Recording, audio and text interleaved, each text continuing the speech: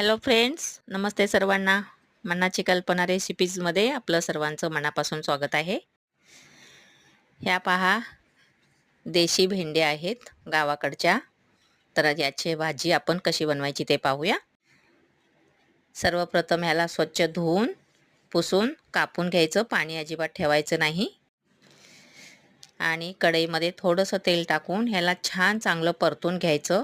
त्याच्यामुळं भाजी चिकट होत नाही.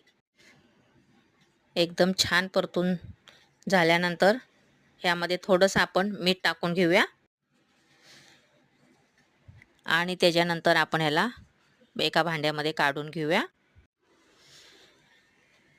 हे पहा, अशा प्रकारे एकदम छान भाजून घेतलेलं आहे. आता त्याच कढईमध्ये आपण फोडणी देऊया.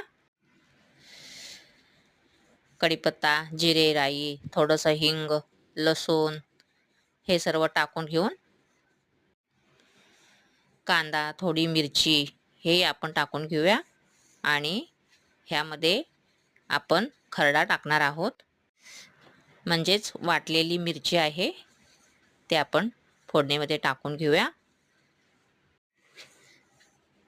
आणि ह्याला चांगलं मसाला तेल सुटोपर्यंत परतून घेऊया. अद्रक लसूण पेस्टही टाकून घेऊया.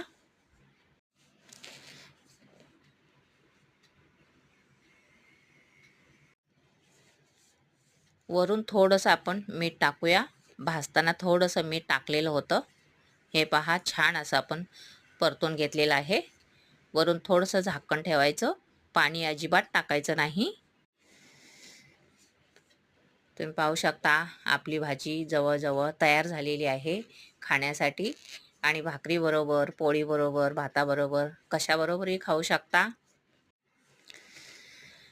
ही भेंडी मंडळी गावाकडे जास्त असते आणि ह्या भाजीची टेस्ट एकदम भारी आहे. तुम्ही एकदा नक्की करून बघा.